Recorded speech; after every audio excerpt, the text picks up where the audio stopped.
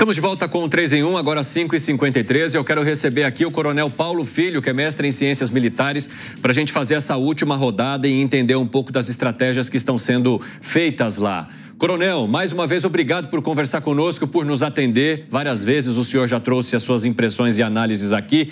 E a essa altura, 12 dias depois do início dessa guerra, eu gostaria que o senhor fizesse aí a sua análise sobre as atuações que foram feitas até agora, as estratégias que foram adotadas e aquelas que, por enquanto, estão paralisadas, como a possibilidade de uma entrada do exército israelense por terra ali na faixa norte de Gaza. Bem-vindo. Boa tarde, Evandro. Um prazer falar com você, com o pessoal que está aí no estúdio, com os seus espectadores. Bem, Evandro, desde o início do conflito, 12 dias atrás, então, inicialmente falando do Hamas, Então, o Hamas perpetrou aqueles atos terroristas, com mais de 1.400 mortos, que foram identificados, atos terríveis, procurando chocar a sociedade israelense e a sociedade internacional, buscando chamar atenção, para os seus objetivos, do Hamas, e procurando causar a adesão à sua tese, E isso nós já estamos vendo com várias ameaças terroristas na Europa. Então, nós vimos na França aeroportos fechados, o Museu do Louvre foi fechado com ameaça de bomba, Palácio de Versalhes, mortes de suecos na Bélgica. Então, toda vez que há um atentado terrorista desse tipo, há um recrudescimento das atividades terroristas ao longo do mundo. Então, foi por isso que o Hamas fez esses atentados. A reação de Israel foi muito forte, inicialmente com um bombardeio muito intenso da faixa de Gaza. Já são milhares de mísseis e bombas lançadas por aeronaves que atingiram toda a extensão da faixa de Gaza, causando grave prejuízo para o Hamas, para as lideranças do Hamas. Algumas lideranças já foram anunciadas como tendo sido mortas, mas também muito efeito colateral. Esse efeito colateral nós vemos nas imagens, das cidades destruídas, e esse fluxo solicitado por Israel, determinado por Israel, para que as pessoas saiam do norte e vão para o sul, isso para tentar separar quem é militante do Hamas de quem é civil, mas isso não é possível. Nós tivemos esse caso terrível no hospital em Gaza, com várias mortes, centenas de mortes, que Israel alega que não foi Israel, que não foi um míssil seu, o Hamas acusa Israel. Então, ainda vai ter que ser devidamente apurado, para ver de quem é a responsabilidade por esse trágico incidente no hospital. Coronel. Pois não. Eu quero aproveitar um pouquinho, a gente tem mais 2 minutos pela frente, e abrir aqui um espaço para o Luiz Felipe Dávila te fazer uma pergunta, para que a gente possa avançar, então. Vai lá, Dávila. Coronel, boa tarde. São 2 perguntas. A primeira, o Financial Times acabou de publicar uma conversa que supostamente entre o presidente Biden e o primeiro-ministro Bibi Netanyahu, e que toca num ponto muito importante. Biden alerta para Israel não cometer os erros que os Estados Unidos cometeram no 11 de setembro.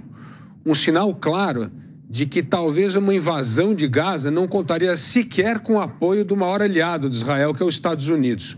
Como que o senhor vê essa diplomacia presidencial refreando Israel de uma invasão da faixa de Gaza? E a segunda pergunta é se essa ajuda de mantimentos agora pela fronteira com o Egito vai ajudar finalmente a abrir um corredor humanitário para que haja essa transferência de pessoas da parte da região norte de Gaza para o sul.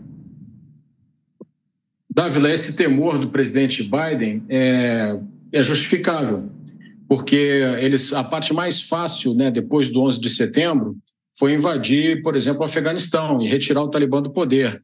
Isso aconteceu em questão de meses.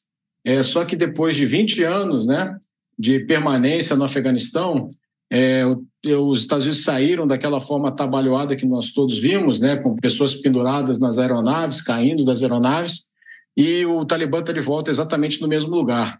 Então, o que eu imagino, se essa conversa realmente houve, o que eu imagino que o presidente Biden está se referindo não é tanto a entrada, ao investimento na faixa de Gaza, mas não cometer o erro da permanência que os Estados Unidos cometeram.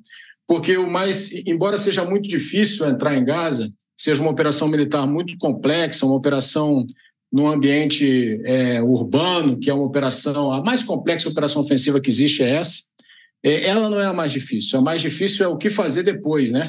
Quem vai administrar a faixa de Gaza depois que o Hamas sair, se o Hamas sair? Quem vai assumir esse poder? Um grupo guerrilheiro, um grupo terrorista ainda mais radicalizado? Então, esse para mim, é o grande ensinamento que as ações dos Estados Unidos após o 11 de setembro deixam. E a segunda pergunta, a respeito dos corredores humanitários, os corredores humanitários são previstos, né, em todas as normas do direito internacional dos conflitos armados, elas devem existir, mas qual é a grande preocupação, né, de Israel? É que esse apoio não possibilite, não chegue ao Hamas, né, que o Hamas não se utilize desse apoio e que ele não utilize eventuais rotas de escoamento da população para o Egito para se exfiltrar, para sair daquela região. O Hamas ele não usa um princípio básico do direito internacional dos conflitos armados, que é o princípio da distinção. Uhum. É obrigação dos soldados, dos combatentes, se distinguirem da população civil com fardamento, com sinais, né, uma braçadeira, alguma coisa, para que o adversário saiba quem é civil e quem não é, quem é civil e quem é combatente. Como o Hamas propositalmente se mistura a população, porque isso é uma maneira dele se proteger, ele cria essa dificuldade tática e, por isso, Israel é tão relutante em apoiar esse apoio humanitário, que terá que, de qualquer maneira, eu acredito que vai acontecer, porque a pressão internacional é muito forte. A viagem do presidente Biden a Israel, na minha opinião, foi com esse sentido, né? Eu vi que os Estados Unidos anunciaram um grande volume, né, se não me engano, $100 milhões em apoio a essa população da faixa de Gaza, apoio humanitário. Então, se eles vão apoiar com esse volume de dinheiro, certamente porque vai acontecer a operação, né? Agora vamos ver em que termos, né?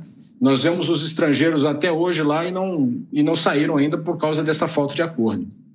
Coronel Paulo Filho, que é mestre em Ciências Militares, obrigado pela conversa conosco agora nesse finalzinho aqui de 3 em 1. Espero que a gente tenha outras oportunidades também para trazer novas análises. Um grande abraço. Um abraço, até a próxima. Até a próxima. Estava aqui dando sinal para o pessoal me colocar na tela.